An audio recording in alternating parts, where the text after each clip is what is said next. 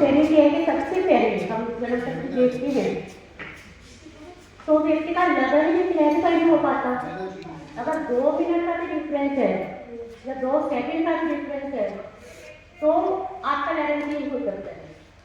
लगन अगर कंटिन्यू है 29 डिग्री 29 कला पर हो तो 2 डिग्री में जब लगन चेंज हो रहा है तो हमको पहले क्लैरिफाई करना होगा कि जो व्यक्ति आपके पास आया है प्रश्न कुंडली के लिए क्या आपका जन्म समय सही है।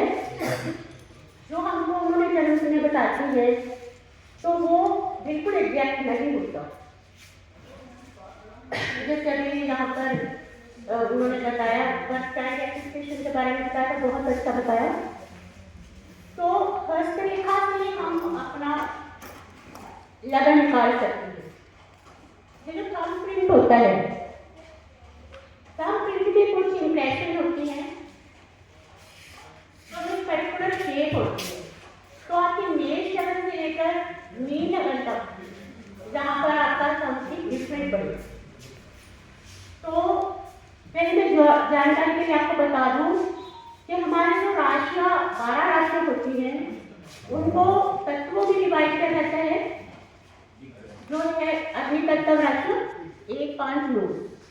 जो अग्नि तत्व राशियाँ होती है उनकी शेप डिफरेंट होती है। इस तरह से एक फ्लेम बनी होती है।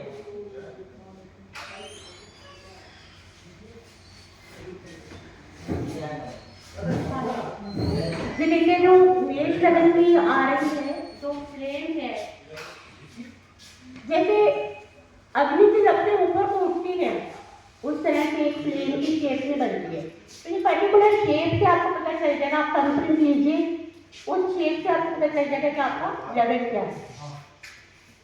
फिर आती है आपकी सिंह लगन।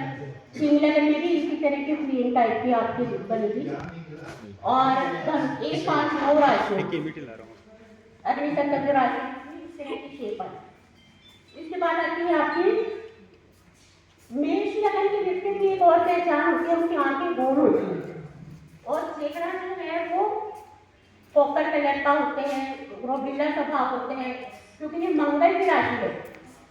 तो उसमें व्यक्ति के अंदर रोग होगा, रोबीला स्वभाव होगा और उनकी जो कोपोल होती है बिल्कुल उभरी हुई होती है।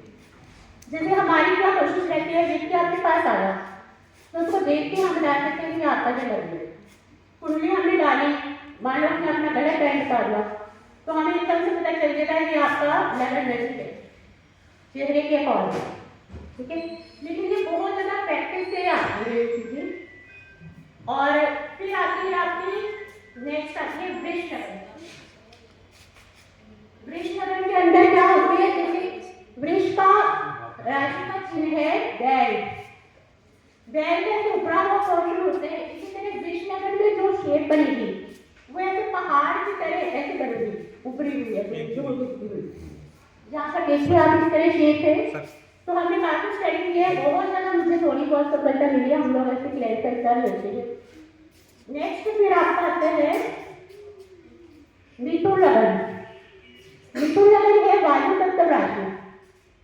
तो ये वायु तत्व जो राशि होती है उसके अंदर जैसे गुब्बारा खुला हुआ होता है इस तरह की शेप बनेगी, तंबू या गुब्बारा, खुला हुआ गुब्बारा। और इसके अंदर ये है द्विस्वभाव राशि भी है, साथ ही द्विस्वभाव राशि है। तो इसके अंदर वो थोड़ी थोड़ी जीव जंतु से चलते हुए दिखाई देगा आपको। तो इस तरह पर्टिकुलर कैरेक्टरिस्टिक से आप एग्जैक्ट निकाल सकते हो लगन आपका सही भी है या नहीं है।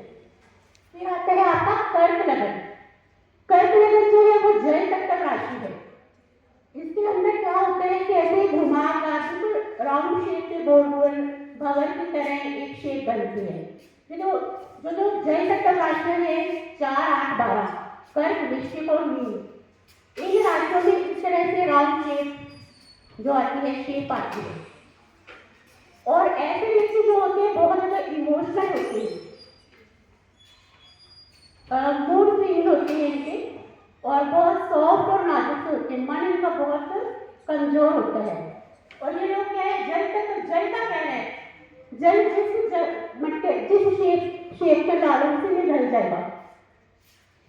तो जल की प्रकृति क्या है, चलना, और इसलिए ये घूमना फिरना भी पसंद करते हैं। इसके बाद आपकी आती है सिंह राशि। सिंह राशि लियो साइन में जो है शेर, जैसे जंगल में अकेला व्यक्ति शेर की तरह रहता है, ऐसे व्यक्ति अकेला रहना पसंद करते हैं। अपना अलग से ही नाम कमाते हैं, सूर्य की तरह चमकते हैं। सूर्य जो है ग्रहों पर राजा होते हैं, इसी तरह सिंह राशि वाले भी अपने आप में एक राजा के समान होते हैं। तो सिंह लगन की ये है पहचान क्या होती है, इसमें भी अग्नि तत्व राशि चाहिए, और ये साथ में स्थिर राशि भी है। 2, 5, 8 और 11 ये राशि जो है स्थिर राशियां होती है।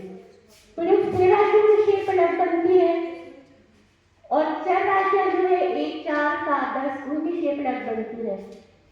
और द्विस्वाप राशियां जो है 3, 6, 9, 12 इनकी शेप अलग बनेगी। 3, 6, 9, 12 जो द्विस्वाप राशियां उनके अंदर ऐसे जीव जंतु से चलते हुए दिखाई देती है।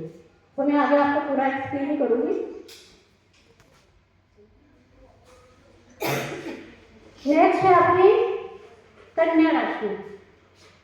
कन्या राशि के अंदर जो है वह भी द्विस्वाप राशि है और स्थिर राशि है।